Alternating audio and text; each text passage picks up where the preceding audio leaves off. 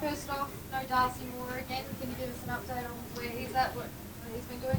Yeah, unfortunately, Darcy got an infection in his elbow early in the week. It sort of almost looked like a spider bite, but it's not. It's a little scratch that's got infected, and it got quite bad early in the week. So, we're just looking after him. He's going to need to do a little bit more in the next 24 hours to be, fit and available. But we're anticipating that'll be the case. Is it like a blood infection? Because obviously we know he missed a lot of time over pre-season.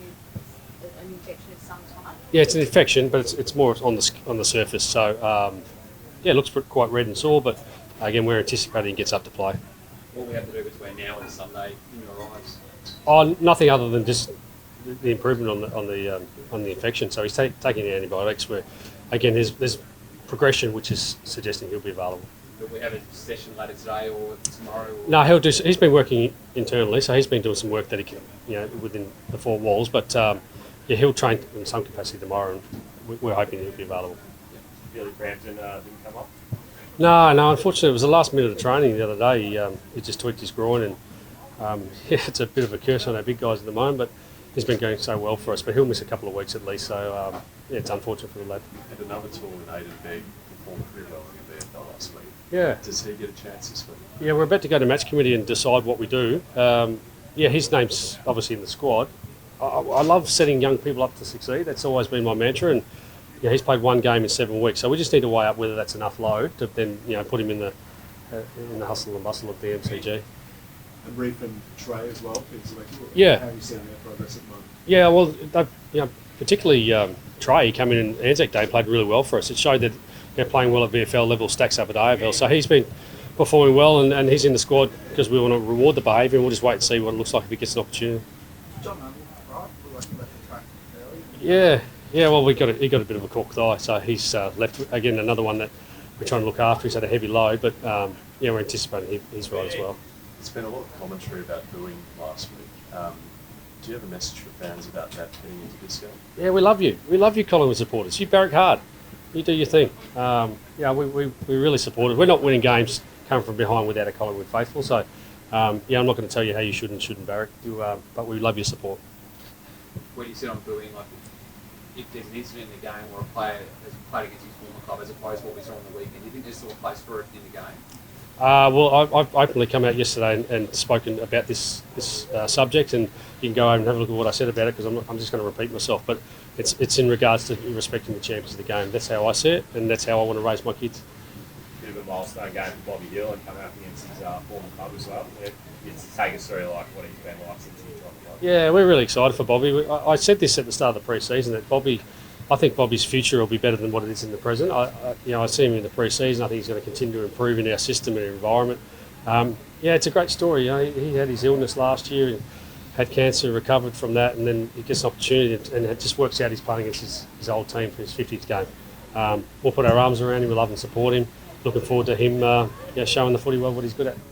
Just back on the booing, Toby Green's been a player who's, copped a lot during his career. Would you expect him to get a bit of attention from fans? I'm not here to change the game. I'd be surprised if he didn't. That's reality. Of whoever it is. And I'm not saying Toby or whoever. I just think that's a part of our game that it's going to take a long time to rid of. And again, I'm not here to tell you how you should barrack. Other than, I'm trying to raise my kids to respect the opposition, whatever it looks like. Are you concerned that Nick Dacos might get roughed up again this week? And if so, do you think he's capable of handling that week in, week out? Yeah, I'm not sure if the opposition will rough him up after last week. I thought it actually lit us up a bit. I think it connected us. You could see Braden Maynard go to another level when there was an opportunity to stand up for his teammates. So, look, we prepare for whatever. Every week we're anticipating it could be Geordie, it could be Nick, it could be someone that they might target or some capacity try to take out of their game. And that's what this footy's difficult to win every week because that's what opposition do. How did you see Jack Niedergren coming on as the sub for Bobby last time? Yeah, we were really excited for Jack's game. He came on and impacted really well, significant in the last quarter when we needed him.